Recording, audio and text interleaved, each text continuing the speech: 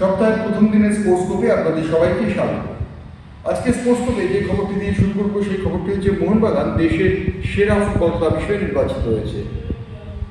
একটি সংস্থা মোহনবাগানকে সেরা ফুটবল ক্লাবের মর্যাদা দিয়েছিল। বিশ্বের ইতিহাস মর্যাদা তালিকায় মোহনবাগানের স্থান 1071 নম্বরে। ইস্টবেঙ্গল তার অনেক পিছিয়ে রয়েছে। ইস্টবেঙ্গলের স্থান 4080। অর্থাৎ মোহনবাগানের তুলনায় ইস্টবেঙ্গল যে অনেক পিছিয়ে রয়েছে তা বলাই বাহুল্য। মোহনবাগান সম্প্রতি সুপার কাপ জয় করেছে আইএসএল এবং আইএসএল লিগ শিট জয় করার ফলে মোহনবাগান এই র্যাঙ্কিং পেয়েছে বলে মনে করা হচ্ছে। বিশ্বের সমস্ত দলের মধ্যে 1071 স্থান দখল করাটা অবশ্যই গৌরবের ব্যাপার নয়। মোহনবাগানের উচিত হবে যে আগামী সপ্তাহে তারা আরও বেশি ভালো ফল করতে পারে কিনা সেটা দেখার। তবে প্রতি সপ্তাহে এই রেটিং প্রকাশিত হয়। এই রেটিংয়ে দেখা যাচ্ছে যে 39 ধাপ নেমে গেছে ইস্টবেঙ্গল এবং 23 ধাপ উঠেছে মোহনবাগান। এই বিষয়ে বলতে পারবেন অপেক্ষা রাখে না। মোহনবাগানের সাম্প্রতিক জয়গুলো মোহনবাগানকে বাড়তি অক্সিজেন জুগিয়েছে। ফুটবলের আরেকটি খবরের দিকে নজর দেবো, সেটি হচ্ছে ফিফা ভারতীয় ফুটবল ফেডারেশনকে সাসপেন্ড করার মুখে। এই কারণে ভারতীয় ফুটবল ফেডারেশন সাসপেন্ড হতে পারে যে তারা সংবিধান এখনো পর্যন্ত চূড়ান্ত করতে পারেনি এবং দেশের মর্যাদামণ্ডিত প্রথম সারির ফুটবল টুর্নামেন্ট আইএসএল শুরু করতে পারেনি।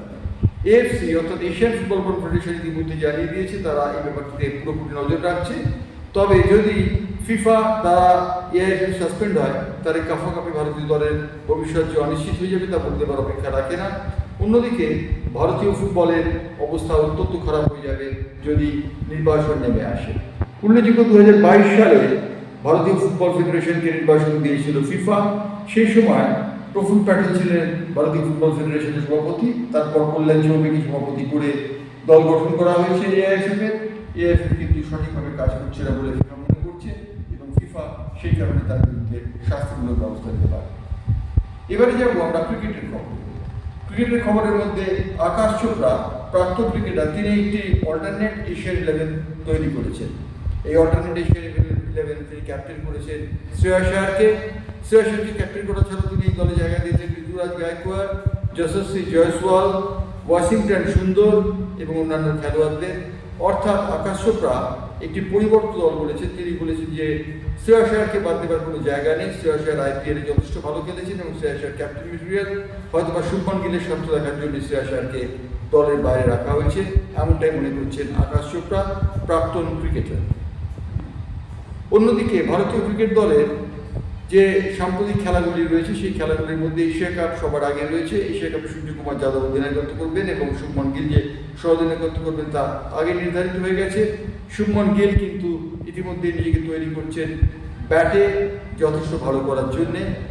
এশিয়া কাপে শুভমান গিল যে ভালো করবেন তার ইঙ্গিত মিলেছে যে র্যাঙ্কিং প্রকাশিত হয়েছে টেস্ট ক্রিকেটের এবং ওডিআই র্যাঙ্কিং। সেই ওডিআই র্যাঙ্কিংয়ে শুভমান গিল কিন্তু নাম্বার 1-এ রয়েছেন, নাম্বার 2-এ রয়েছেন রোহিত শর্মা, নাম্বার 3-তে রয়েছেন বাবর আজম এবং নাম্বার 4-তে রয়েছেন বিরাট কোহলি। এই মুহূর্তে এই র্যাঙ্কিং নিয়ে রীতিমতো আলোচনা চলছে, কারণ শুভমান গিলকে প্রথম স্থানটি দেওয়ার জন্য অনেকেই অবাক হয়ে গিয়েছেন। ওডিআইতে শুভমান গিলের পারফরমেন্স সম্পর্কে তাদের মনে কিঞ্চিত প্রশ্ন রয়ে গিয়েছে। অন্যদিকে ভারতীয় ক্রিকেট দলের এই পরিস্থিতিতে সুনীল গাভাস্কর এবং সচিন তেন্ডুলকর দুজনেই চেতেশ্বর পূজারার বিদায়কে সমর্থন জানিয়েছেন। তারা বলেছেন টেস্ট ক্রিকেট থেকে চেতেশ্বর পূজারা অব্যাহতি নিয়েছেন, তিনি রিটায়ারমেন্ট অ্যানাউন্স করেছেন। অর্থাৎ চেতেশ্বর পূজারা যে একজন ভালো খেলোয়াড় ছিলেন সেগুলো স্বীকার করেছেন সুনীল গাভাস্কর এবং সচিন তেন্ডুলকর।